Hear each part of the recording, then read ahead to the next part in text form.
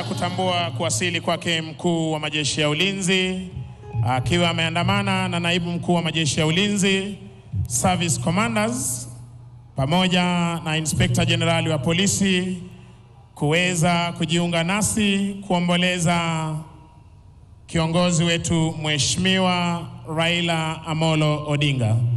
Tunaomba kwa heshima tafadhali our security personnel, apart from the presidential escort unit. Coco FM, ladha ya Pwani.